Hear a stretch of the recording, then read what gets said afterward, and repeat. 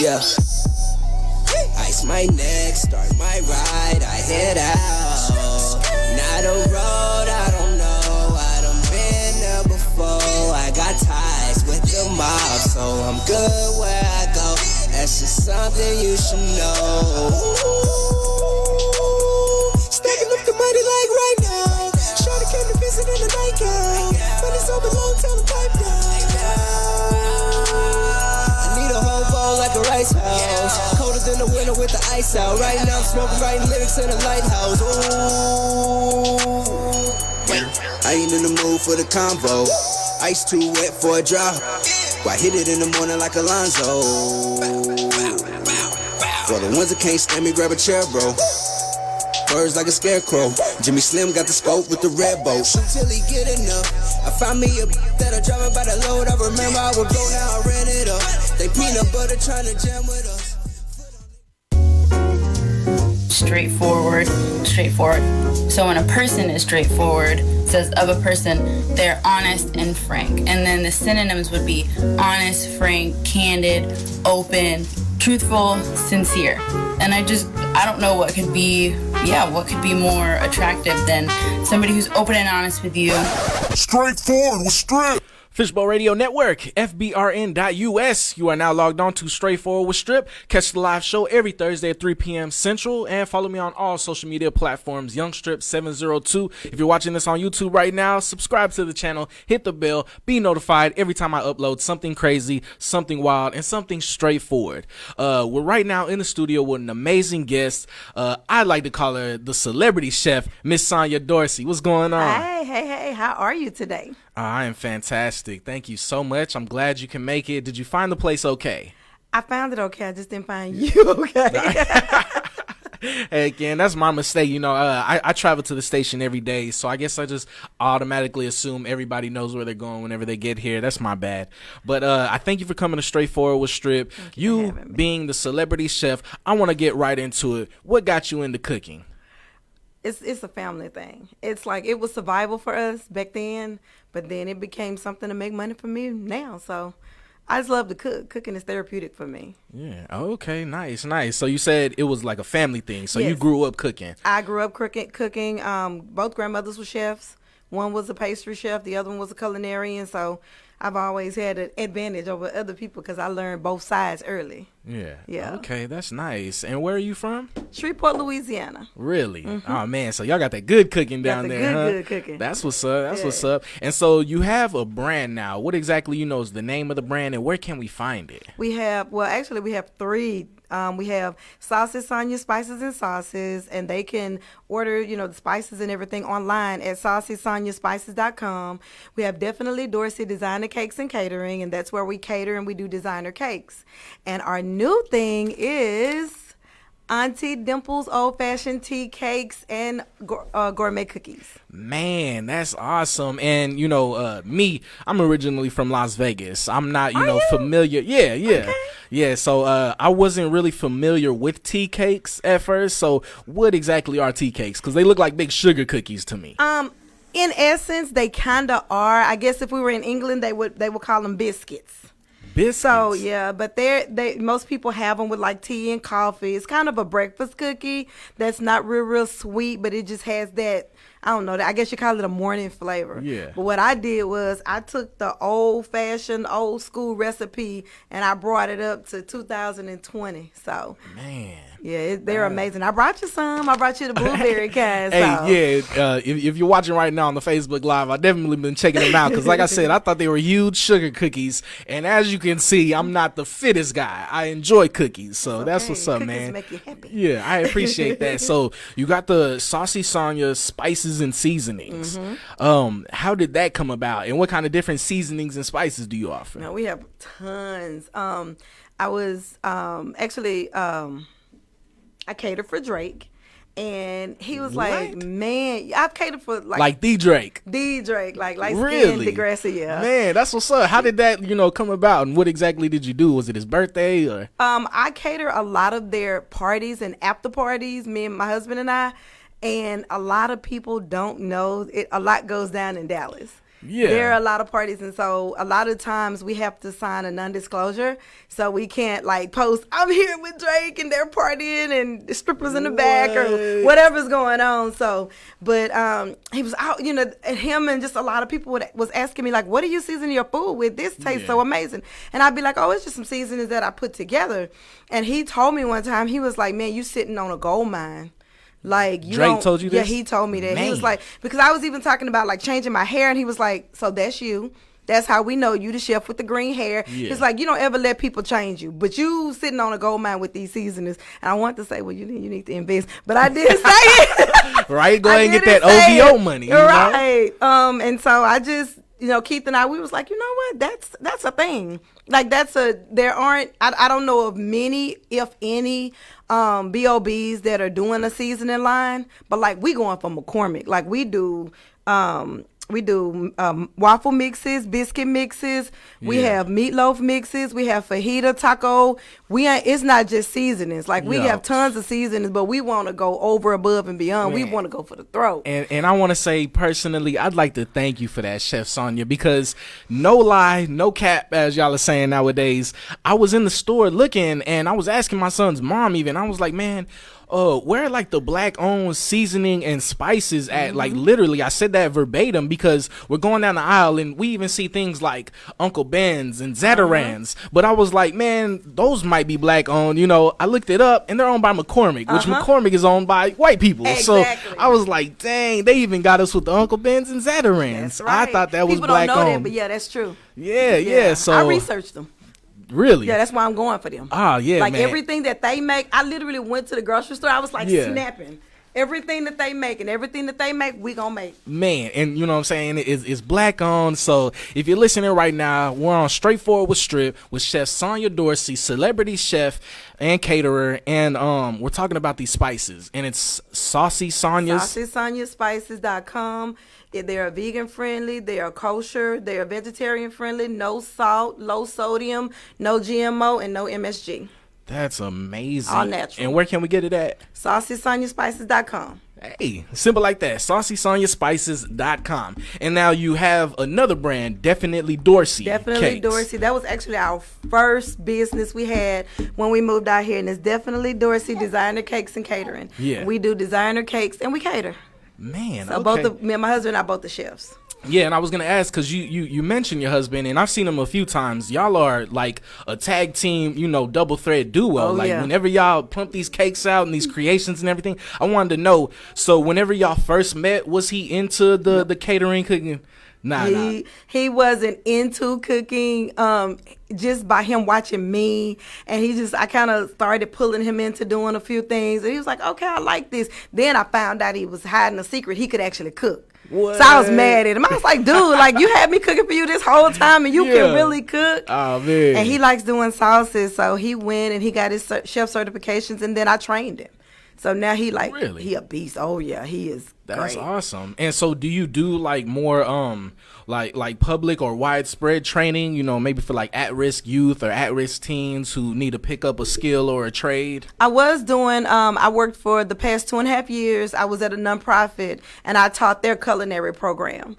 But, you know, it was just time for me to kind of journey out and complete the mission that God gave me. So I'm just out here, and I mean, you know, if anybody needs us, or if, you know, they have any at-risk youth or any organizations that need us to do anything like that, I mean, we would be more than happy to help out with that.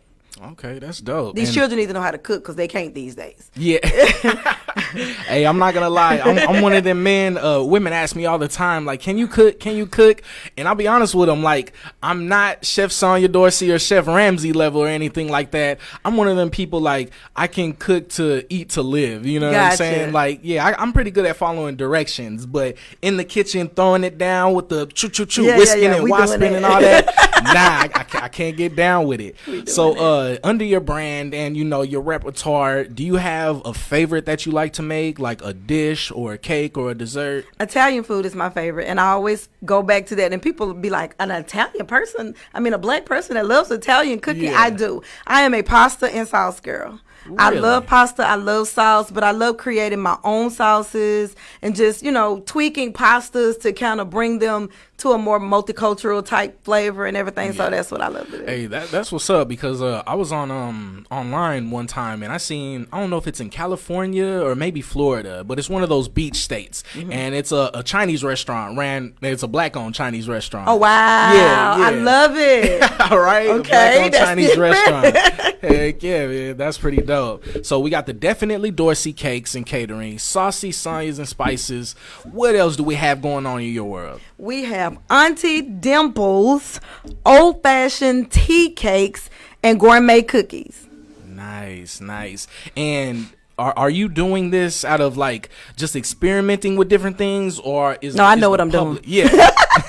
That's what's up. Yeah, I know what I'm doing. Okay, but I'm saying, so are there people like reaching out to you like, yo, you need to put this on the menu, yo, you need to try this or cook this?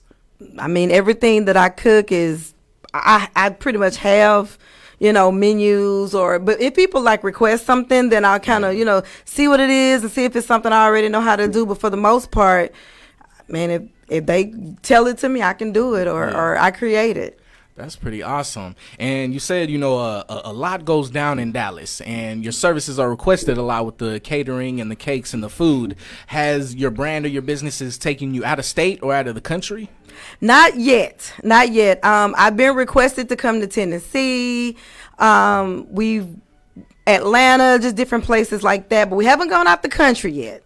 So I would love that to happen though. Okay, that's awesome. Go show the French people we know what we're doing. Yeah, right. I wanted to ask, you being a chef, I know you've seen this wild hype and craze about this chicken sandwich, and I'm saying sandwich because that's how we're acting how about we this. say it. Yeah, and that's how we're acting right now about it. Have you tried the Popeyes chicken sandwich? I have not, and I will not. Why For not? one, I don't like Popeye's chicken. What? I do not. It was big in Louisiana. It's dry to me. I just never liked the taste of it. So with that being said, I'm not the hype person to run out and grab it because somebody else is grabbing it. It just look like a big piece of meat on some dry bread to me. I don't know, but people are just, I think it's ridiculous.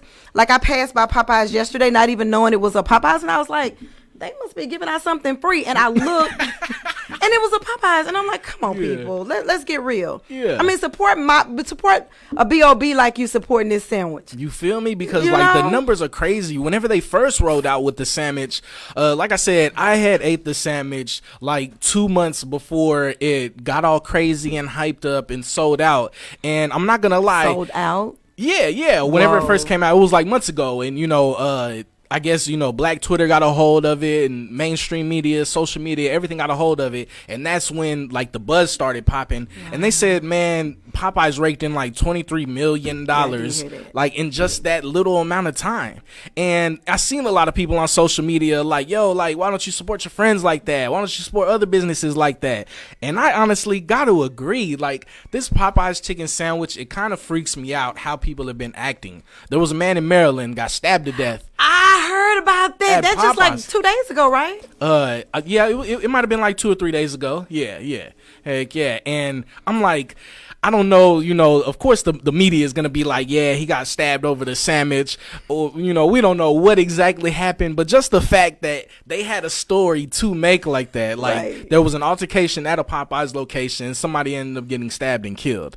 Like, yo, this is insane.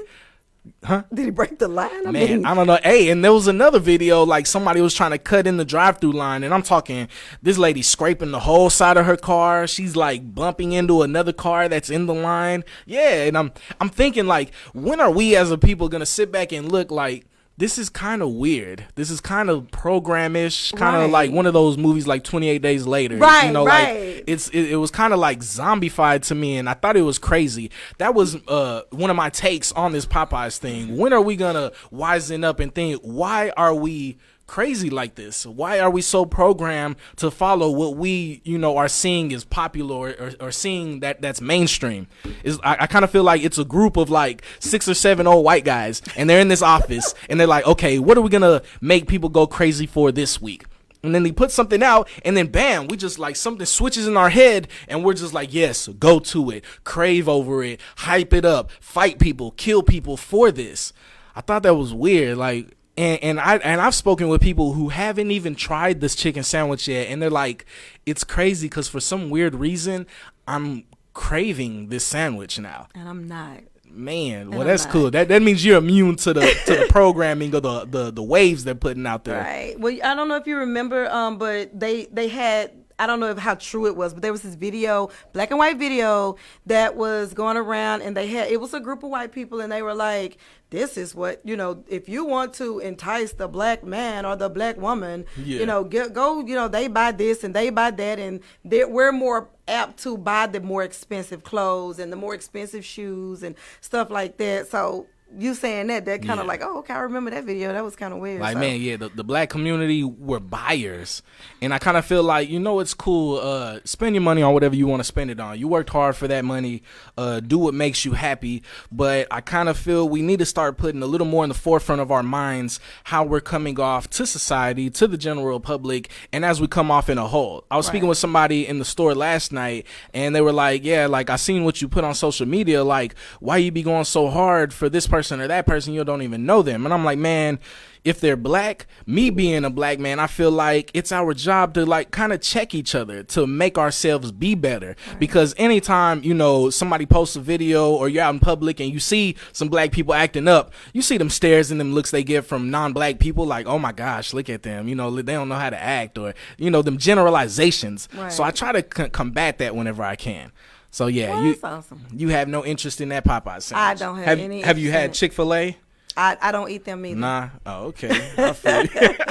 I want to see a Chef Sonya Dorsey chicken sandwich. There you go. I got one for you too. Yeah, that's what we make our own chicken fry. Wow. So we make the seasonings, and we make chicken fry and fish fry. Yeah. So we're across the board, have anything. I can make the bread if they want it. So hey, that's what's up. And and if you're listening right now, Straightforward Strip every Thursday at 3 p.m. Central, live on FBRN.US and the Red Stream. I want to tell you right now, I've tried the Popeyes chicken sandwich multiple times, and it's way overrated. I think we took it way too far left with this one, my guy or my lady, if you're listening right now. It's basically, kind of like a semi-dry piece of chicken breast on a regular bun, that we can get from any type of store. What I think the secret is that sauce. Now, I'm not going to stun on the sauce. It was the sauce that made it. But that, is the same for Raisin Canes. People are crazy about Raisin Canes. I like their sauce. I'm not, oh my God, I got to have Raisin Cane sauce. But it's good. Yeah. Heck yeah. I'm one of those people, like, if it needs sauce, it's not really good. You're not eating it for that. You're eating it for the sauce. Yeah. Well, I mean, and I'm a sauce person. So I love sauce on anything. Like, I'm just that person.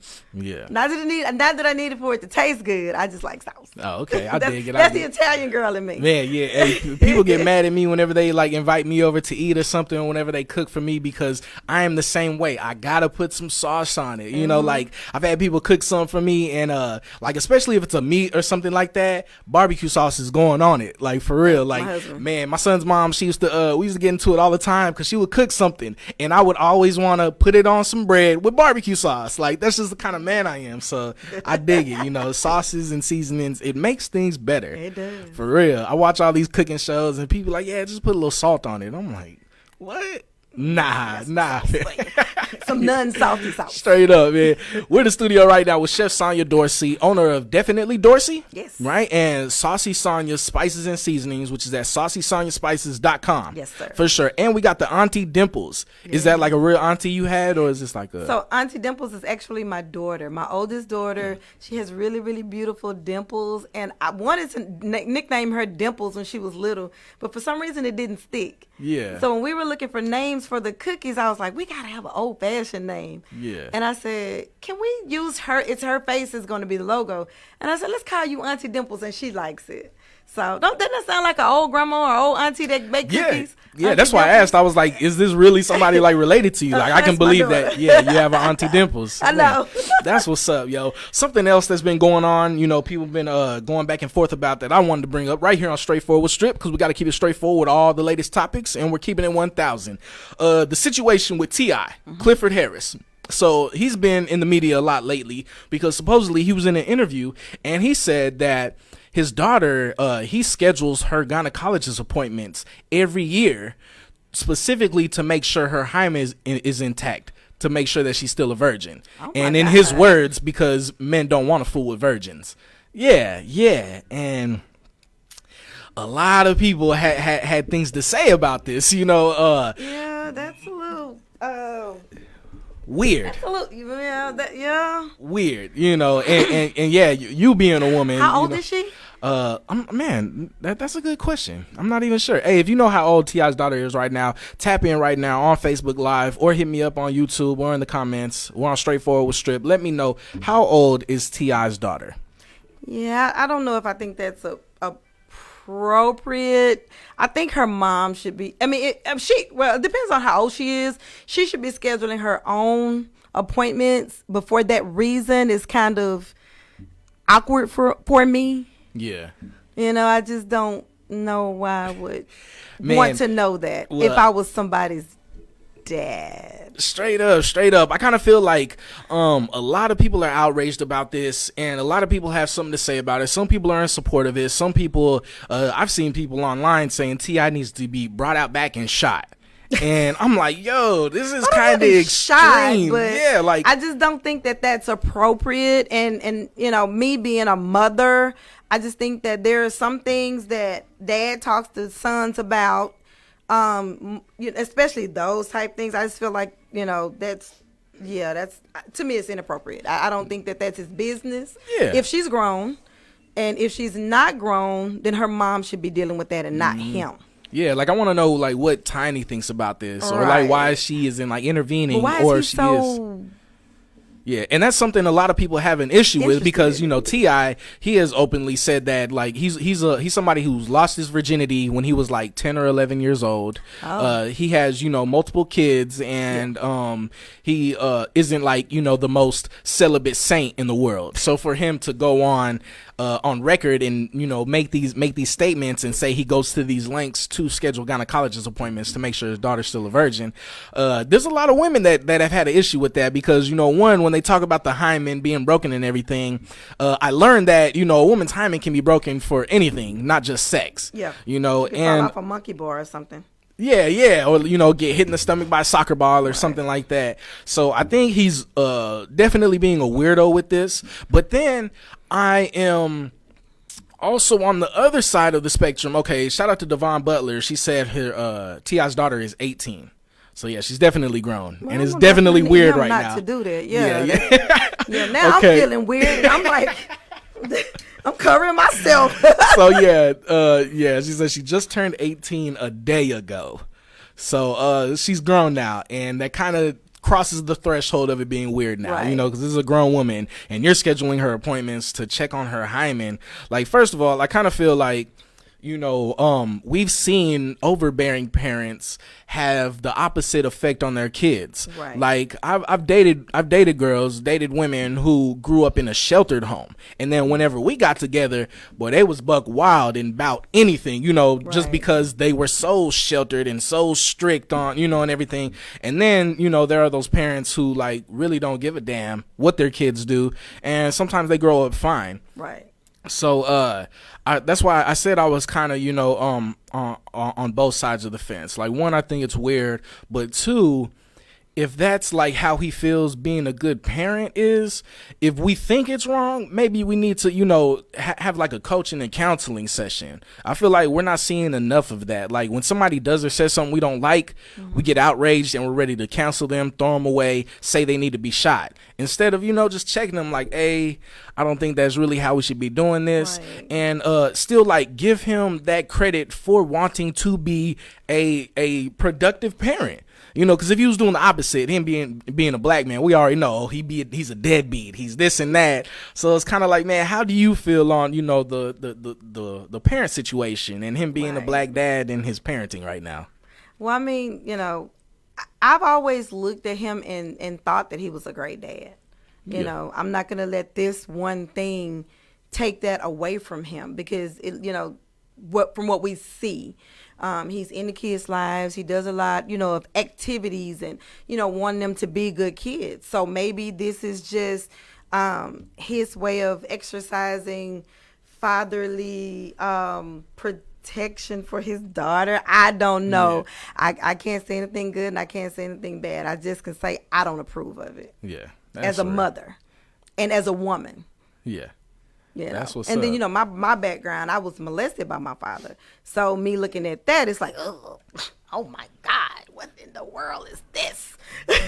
Oh man, yeah, that's wild. And I'm glad you brought that up, because just in case somebody is listening right now who has lived through something similar to yours, to see you now, that's an inspiration, an accomplishment, to go from such a terrible experience as that to now you have multiple businesses, having parties with Drake and other celebrities. What are other celebrities that you've, catered for and worked with? SZA, Lil Wayne, Juvenile. Juvie. The hot boy, Lil Wayne. That's what's up. Do you remember what exactly event it was? Was it like a birthday? It's mostly private parties. Yeah. I get called for a lot of the private parties. Man, I don't know how to keep your mouth closed. I dig it. Yeah, I was gonna say, yeah, you must be doing a good job, because that's amazing. And I wanted to also say, what really do they order from you, because they're people just like you and I? So are they into certain things or different things? They want food. They want home food. You'd be surprised, you see people on TV. Like I was watching the show with T.I. and Chance and Cardi was sucking on the oysters and all of that. And when I cook for them people, they want greens, they want chicken, they want fried chicken, they want shrimp, they want catfish, they want down home cooking. And I'm always thinking I'm about to, be able to whip out my gourmet lobster dishes, and they just want real food, stuffed pork chops. They just want good food. Man.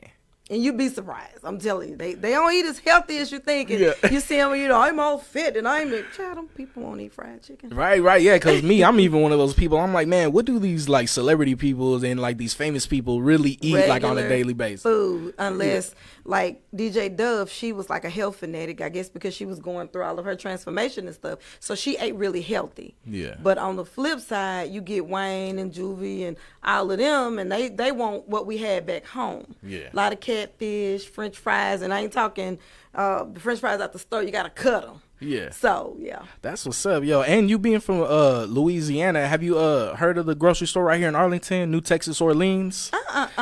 Yeah.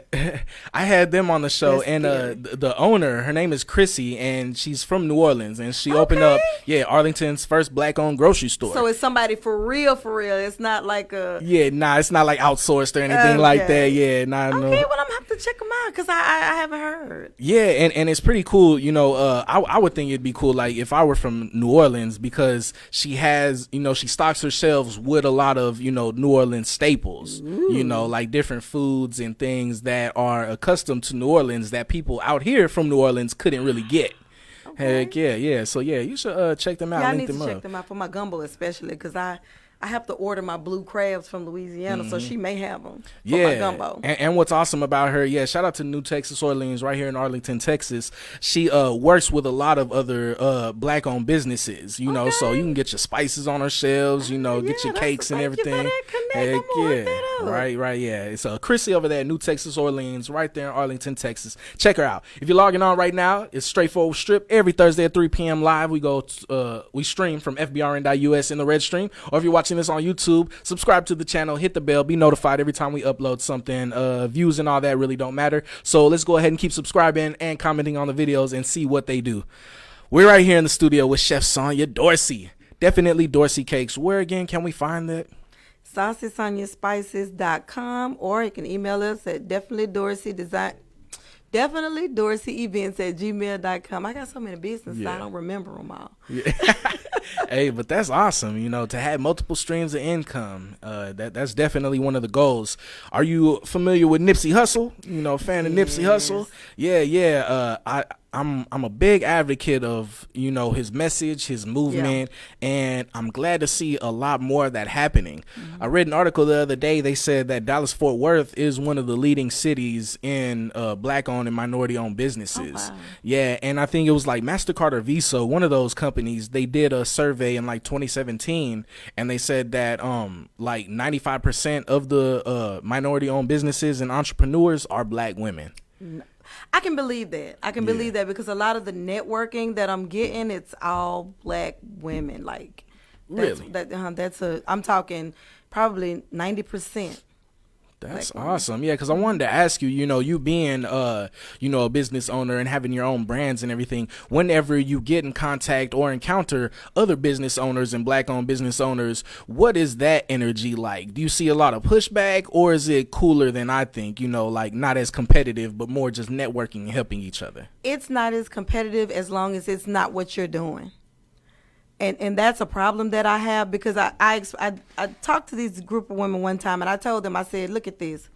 Tommy Hilfiger, Ralph Lauren Polo, Gloria Vanderbilt, Versace, they're all Levi. They all make jeans, they all make shirts, they all make shoes. They're all friends and they're all like this.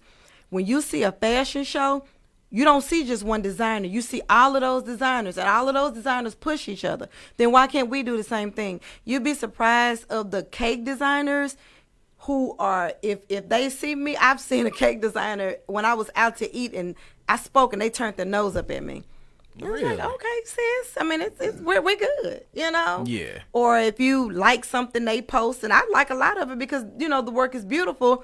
Like one chick, I liked something she posted and she blocked me. I was like, oh, okay. I mean, really? I thought it was beautiful, sis. Man, see, yeah, I feel, you know, we're missing that teamwork makes the dream work type situation. And a lot of people, you know, if you're familiar with the show, I always got to get on my black power, you know, rants, because I kind of feel like us in the black community need to learn from other communities. Like, whenever you go to a part of, you know, a city, you can tell, you know, who runs it. The Chinese, the Asian community, the Italian community, or the Hispanic community. I had an Arlington councilman come on the city because I was like, yo, what's it gonna take to make Arlington more black? And he kind of like laughed, like, what do you mean more black? Because I'm like, man, if you go over here on like Pioneer and Arbrook, you see Chinatown. Like, they got the big dragon tower things, you know, and everything is decked out Chinatown. They even call it Chinatown. And then there's like other familiar spots like out in Dallas who have the name Little Mexico, because when you drive down there, you know, it's Little Mexico. And then they same with the Italian community, and then everything else is white. So how can we make the city more black? You know, what is your take? How do you think we can come about more unity in the black community and get on those people's levels? Unity. I mean, we definitely need to start listening to each other and being led by example. And then when one person learns how the other communities got where they're at, then bring that education back to other people and, you know, give them a helping hand. Because I know that I've noticed with the Asian, with the hair stores and with the nail salons, one will pop up and then not even 3-4 months later, the next 2 blocks, another one has popped up. Those people are lending each other a helping hand. So that's what we need to do. And when I see, you know, young entrepreneurs or young caterers or young cake, you know, people that design cakes and they online and they're saying, I'm having problems with this, I reach out to them. I'll be like, hey, what can I do to help you, you know, with your brand? What can I do to help you, you know, enhance what you do? Because we all can eat. During the 8 million people in Texas, it's enough money for all of us. But we're just going to have to learn how to lend that hand when we learn, you know, how people are getting ahead. I do know that when, you know, when our seasonings, they're going to be in the painted tree as of 11/22. They're going to be in there to buy from the store. Yes. And so whenever, you know, Walmart and Kroger's and all these stores pick up our seasonings, I'm going to start hosting events where other people that are coming up behind can see how we did what we did and how we started and what it took. But then again, we're going to have to be more receptive to the information and not think that we know everything. And that's another thing, us as black women, and I'm going to say it because I'm a black woman, we don't want to listen to other people's ideas sometimes because we think we know everything and we miss the education and the lesson. Yeah, and you dropped some knowledge right there too, and I agree with you wholeheartedly. Now you kind of slipped it in there. You said it quick, but I wanted you to elaborate more on it. So you're opening a store? No, we're not opening a store. There is a store called the Painted Tree, and our products are going to be in the Painted Tree on the 22nd. So people will be able to go buy our seasonings out of their store, and they'll also be able to go buy Auntie Dimple's cookies. And they reached out to us, and they were like, oh, we've gone online, we saw your product, it's awesome, how would you like to put it in our stores? Yeah. So, and I also have another connect that I can't speak about right now, but this connect is a multi-million-dollar connection that someone told them about what we're doing, and so one of the A&R people reached out to us and say, hi, we want to know more about what you're doing. Yeah. So that we, God bless us, we're going to have our products in a major store like Kroger. Hey, okay, that's awesome, yo. And Painted Tree, where can we find Painted Tree at? They have one in North Richland Hills. That's where our products are going to be. They have one in Frisco. They have one in Mansfield. But we're starting out North Richland Hills. That's where we're going to be. November the 22nd, you'll be able to go into the store and buy Saucy Sonya spices. We're going to have our infused oils, our cookies, everything. You'll be able to go in and buy everything. Okay, nice. And oils, this cooking oils These or are oils? Cooking oils. Oh, okay, cool. Yeah, because in today's society and everybody getting high and all that, and you said oils, I had to ask, what kind of oils they are. Yeah, I've been asked, when are you gonna get something for the people? Yeah, in infused menu items, I mean, I got that. Yeah, that's what's up. I dig it. Until it becomes illegal. Yeah, straight up. Hey, definitely Dorsey is not responsible for any, we do all this and that. Yeah, that's what's up, yo. And something else, that's been going on a lot, that I've been seeing as more than a fad now. At first I thought it was just a trend or whatever, but I do see a lot of people taking it more seriously, and it's the healthy eating and the clean eating. Yes. Do you have options for people that are maybe vegan or vegetarian? Most definitely, but all of my seasonings, they're vegan, vegetarian, no animal products. So any seasonings that I make, any of my oils, all of those are vegan, vegetarian friendly, all of that stuff. Yeah, you didn't test them on animals, huh? No testing on animals, no roaches, no rats, no bats. Couple of kids, maybe some parents, but Yeah, that's awesome. I dig it. And you said one of your favorites is Italian. Yes, I love Italian. Man, okay. Give me some basil any day. Yeah. Oh, I love me some basil. I dig it. Well, me personally, I'm a tacos guy. Tacos and pizza. I feel like I can eat those all day, every day. Do you have some sort of, like taco dish or recipe? So I have what I call indie street tacos. So they not the streets, they indie streets. And I have them posted on my page. Yeah. And they're mostly seafood. We make them with lobster and shrimp and that kind of stuff, but they are amazing. And for the clean eaters, I mean, we do have a menu for people who want to eat healthy. I normally curate that because I do a lot of meal preps for a lot of the doctors and lawyers and their wives and stuff. So mostly all of that is either vegan, vegetarian, or very clean eating. Man, so you got the sauces, seasonings, and spices. You have the cakes and the tea cakes, and the catering. You meal prep as well. Wow. And so on your website and on your social media pages, can we find like pricing and packages for all that? No, I don't put any of my prices out there because there are trolls. And they'll try to underbid you just to get the contract, and then their food is not as good as mine. So I have that on demand whenever we do our little interview, a little contract, and then they get their prices. Yeah. Okay, that's what's up. I don't slip it in on nobody, and I'm the type of person too. If the person says, well, I'm on a little bit of a budget, I work with a budget. Yeah. You know, because I can get 1 million people to give me $1 for one thing I have, and I have $1 million, and I can try to milk one person for this, and they don't tell nobody about me. So I like to, sometimes help people, and then they tell other people about me, and that's how I get so many clients. Yeah, man, and that's what's up. That's one of the most powerful forms of marketing and promoting is word of mouth. For real. Because if you hear something from a friend or somebody that is raving about something, you're gonna go check it out over if somebody you don't know tells you about it. So that's cool. So if you're listening right now, Straightforward Strip, every Thursday at 3 p.m. we go live on FBRN.US in the red stream. If you're watching this on YouTube, subscribe to the channel, hit the bell, and be notified every time I upload something crazy, something controversial. Like I was saying earlier, I've been called like every name in the book. So subscribe to the channel or watch the Facebook Live videos or listen to the stream and find out why. I was called transphobic the other day because there was a situation that happened in Dallas. I wanted to hear your take on it. You just being a woman and being a mother.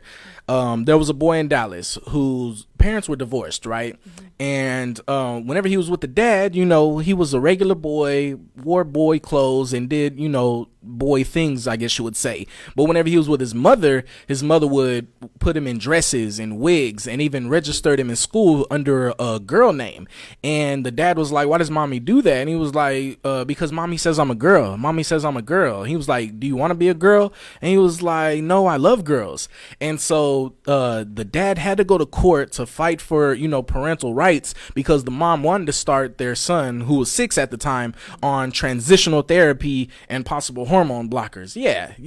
To, change his sex or whatever.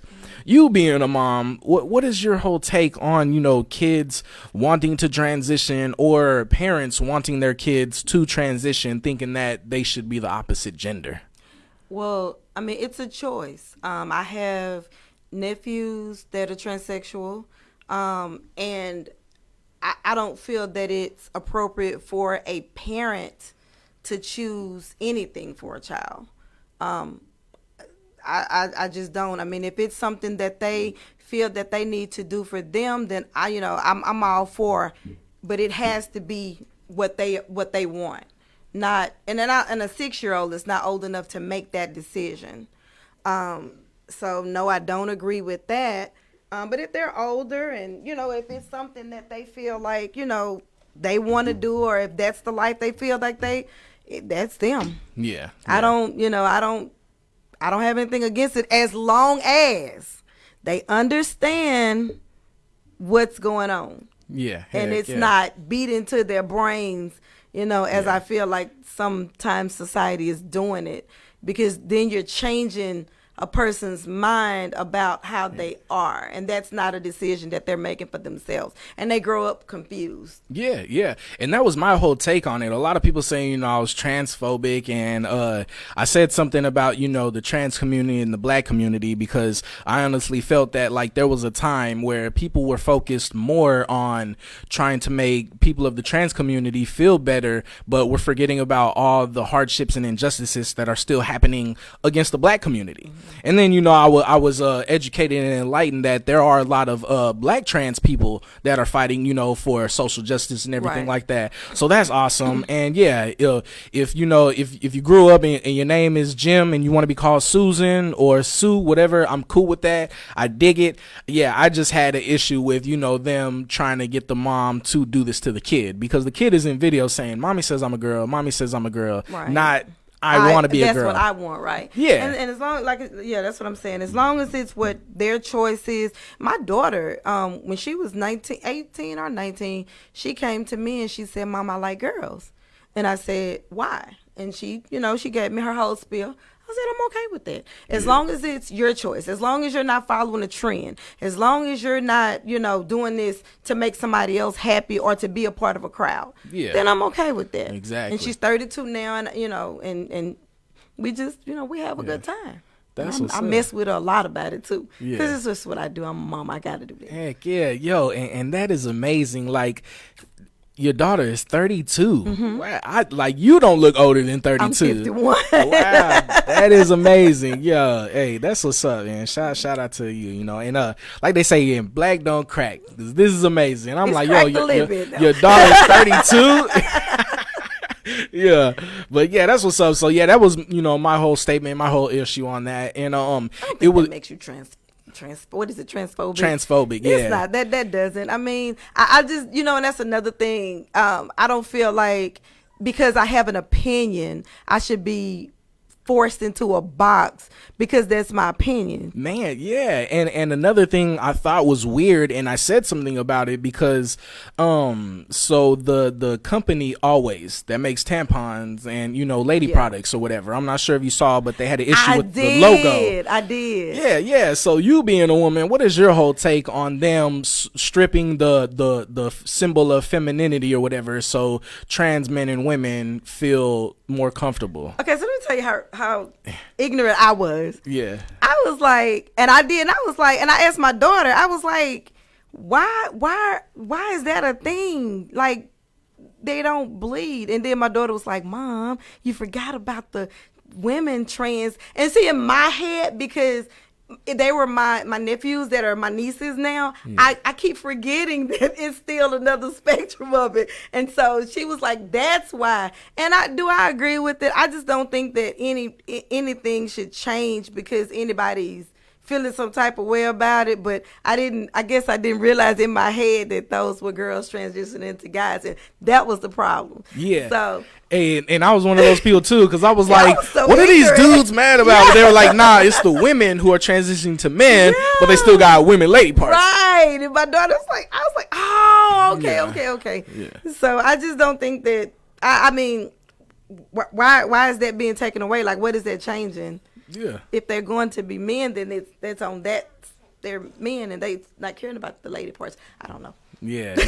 and I thought, and I think we can all agree that it's kind of getting to where, like the world is changing. Like it seems like they're trying to completely do away with like gender at all. Like everything's so fluid and like, some people are like, I was born male, but I identify as a woman, or some women are like, I identify as a man. And there are some people who say, I don't identify as either. I'm not male or female. I met a person like that, and I was, and they wanted to be them, they, and their, and I didn't understand it, and I still don't, and I don't get into it because I don't understand. They want to just be human, and I get that I'm human, but I'm a girl, so. Yeah. and that's one of the things that I thought was kind of like unfair to those people who are born into a gender and they're proud to be that gender. Right. Like for women, y'all should feel proud to go down the tampon aisle because that is y'all aisle. Right, right. It's the same like if you go down the aisle that has a whole bunch of Axe body spray and like men's stuff. Like.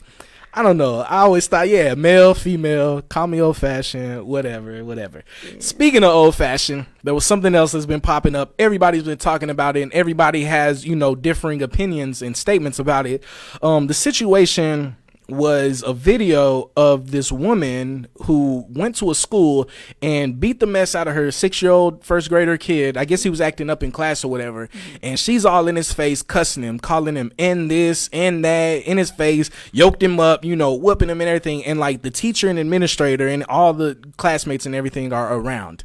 And I was like, yo, this lady needs to be, have something done to her, like to do this to a kid.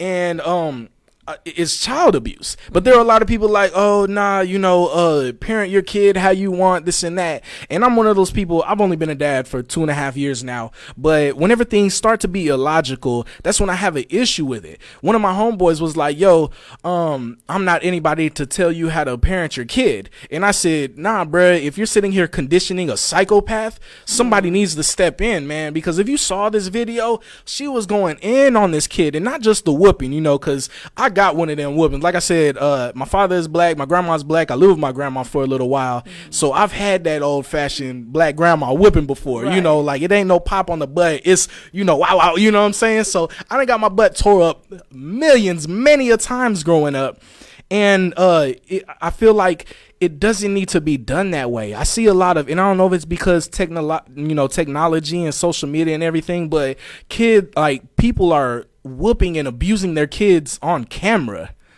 So how do you feel about whoopings and spanking and doing it for Facebook? Like, have you seen those videos? I have. And I think it's ignorant, it's degrading, it doesn't make a point, it's not making a statement. Now, my kids are probably watching this and they probably like, Mama took a refrigerator door and she beat us in the back with it. But you didn't do that at school on camera in front of And I everybody. didn't do it at home. Now, did I whoop my kids? I tore their behinds up. Because after I divorced their dad, I was a single mom. And my daughters are bigger than me. And at that time, I might have been 130 pounds. And here I am with a big 6 foot tall teenager. You know what I'm saying? So I had to instill the fear of God in them. Now, am I going to get in public and cussing my kids out? No, we're not going to do that. Because to me, that's an expectation of what black parenting is. And that's not what black parenting is. You know, like him, whenever he gets to acting up, I'd be like, okay, we're going to do this voluntarily or we're going to do it involuntarily. Normally when I tell him involuntarily or voluntarily, he'll sit down. You know, but you have to condition your kids at home. I used to have this thing I used to say, when you leave the house, you act like a plant. Plants don't talk, plants don't move. And my kids knew what that meant and they didn't act a fool. So all these people getting on there and I'm going to beat your butt on camera, that's not going to make them not do it. Man, All you're doing is going viral, you're looking ignorant, and you giving people what they want to see and what the expectation of what parenting is. And that's not fair because we all are not like that. Yo, for real. And I'm gonna show you the video, you know, just so you can get like your reaction and everything. She cussed out a kid, that's gonna make me mad. Like, and that was, you know what I'm saying, one of the situations. I'm like, yo, like, I get it. Like, if you want to whoop your kid, like, fine. You know what I'm saying? Like, I got whoopings growing up, and you know, my son, he's 2.5 now. He's still kind of young, and you know, I don't feel comfortable like popping him or anything because you also got to think like, I'm popping. Yeah, because I'm a fly swatter. Yeah. Okay. Nice. Well, I see. I'm one of them dudes, and my family, you know, they get on me all the time. I spoil my son. He gets away with murder with me. You know, I let his mama, you know, pop him and spank him and everything. But yeah, so like I said, raise your kids how you want and everything. It's just you got to also think about, you know, their mental health and well-being and how you're doing it, and you know how effective it is. Because like I said, I've got my butt whooped growing up millions of times, but as I got older, I still went to jail. I still had a stint where I was popping pills. I still did things that, you know, my parents and my grandma wouldn't approve of. Right. So you got to kind of think, were those whoopings effective or not? And then I know people who haven't got whooped a day in their life, and now, you know, they're CEOs of companies and business owners and everything. So I have this video pulled up right here. I want you to press play. Check this out, and you might need to turn the volume up. It's insane. Oh my God. Yeah. So we're watching the video right now when, you know, this mother, she's at the school with this kid, and, you know, I guess it's her son, and the teacher and administrator are standing right there. Supposedly he was acting up in class or something. So she is like wailing on him with this bell, yoking him up by the collar, getting in his face, calling him in this, in that, in just this deranged demonic voice.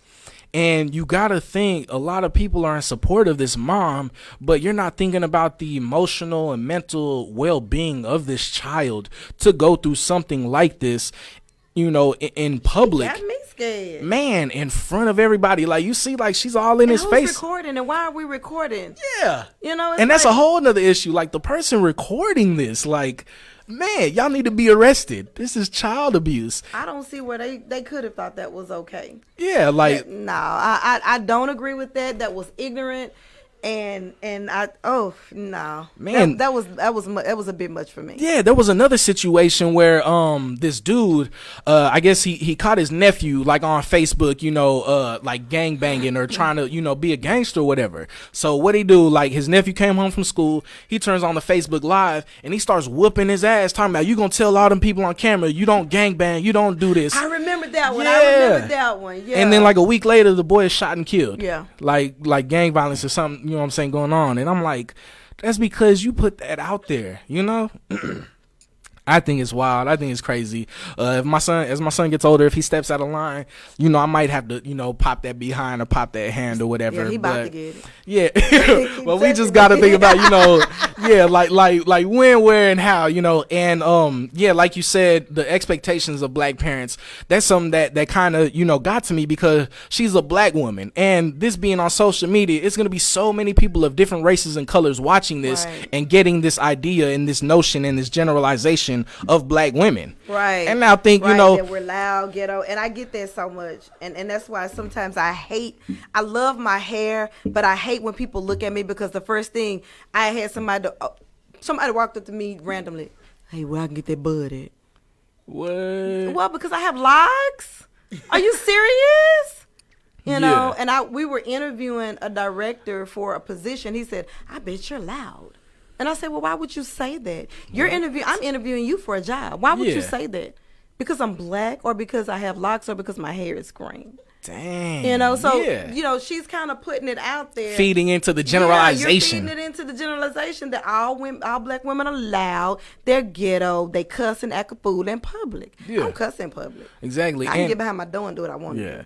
Man, and me, you know what I'm saying? I'm 30 years old. I'm not going to lie, I cuss a lot. But I would never cuss in front of my parents or people that are older than me. My kids cuss in front of me. Really? I'm okay with it.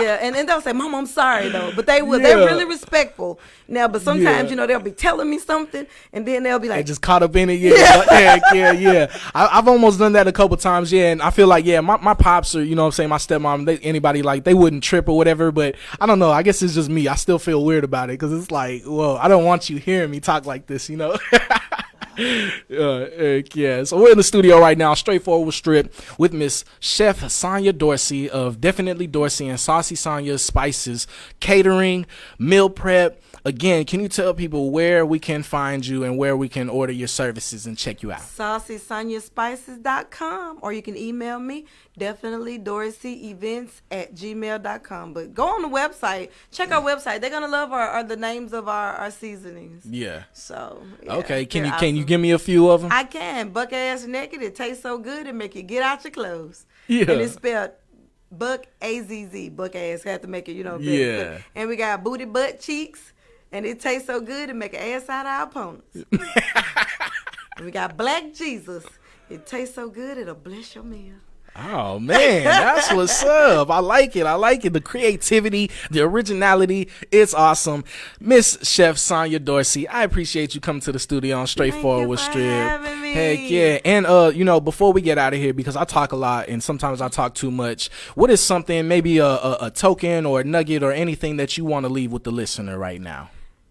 If it's something that you want out of life, don't give up. Every day you wake up, it's an opportunity for you to achieve whatever goals you have.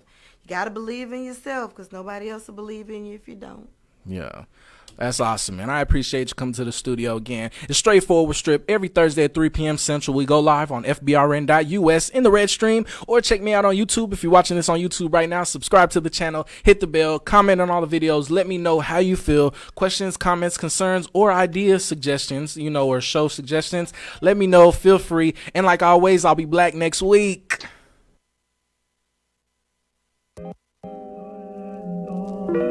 Yo, hey family, this is your girl Buttercup. I'm in the studio with my main man, and we love to keep it straightforward with Strip. Don't miss it.